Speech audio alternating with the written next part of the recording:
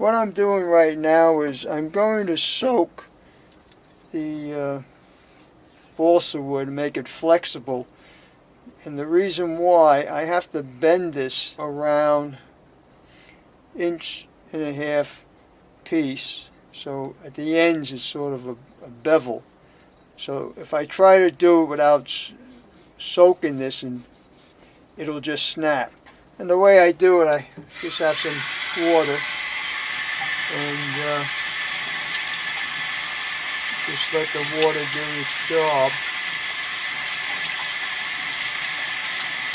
Now, unfortunately, I did this before I put the paint in on the other one, and I'm hoping that,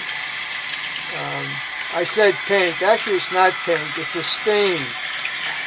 And the reason it's a water stain, and the reason they use the stain is because I wanted a flat black, and in a regular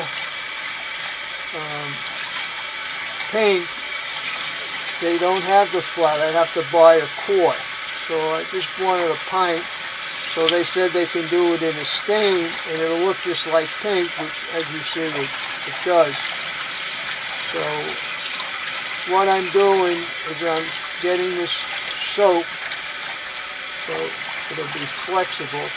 And then I'm going to stop the video, and then I'll go over to the area where I have to make the bend so you can see it. And once I make the bend, then I'll get some glue it down, and then get the clamps. But right now I just want to get this so to the point where I can bend it and it's starting. But I have to make it a little bit more flexible because it really has to come in the shape. Take a few moments. See, now it's starting to won't snap, and that's what we want.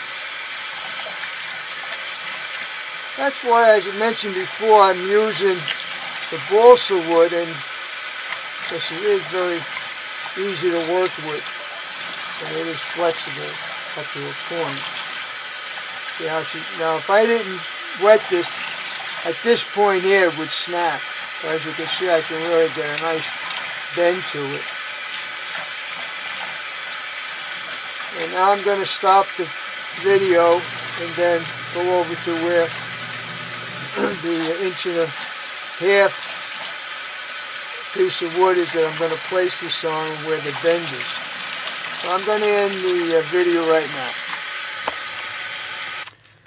Alright, now I came back to where the 1.5 material is, and as you can see, it's straight, but I'm going to start to make the bend. And you notice how easy it's bending. And all I'm doing right now is just to get the shape. I'm not going to glue it because I don't have enough clamps. I have to wait until the other part that I glued dries, and that'll take a while. But as you see, it makes a nice contour and it didn't crack. So that's what I wanted to show you. And then when the other piece dries, I'll take the clamps off and then I'll glue this section, and then I'll just trim this piece. Alright, and so we'll start another video as soon as I have those clamps freed up. Okay.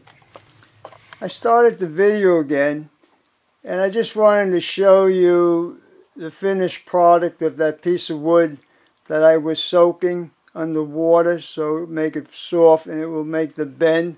And I'm referring to this bend right here, and as you see, it did, and the wood didn't crack, and I glued it, and it really looks pretty good.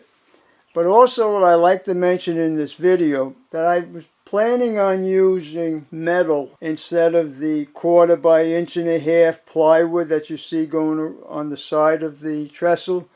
And the reason I was going to use metal is because it would help to neutralize the legacy signal from the lower track to the upper track. And in doing that, the engines will work properly and my switches will work properly. But I decided to stay with the wood.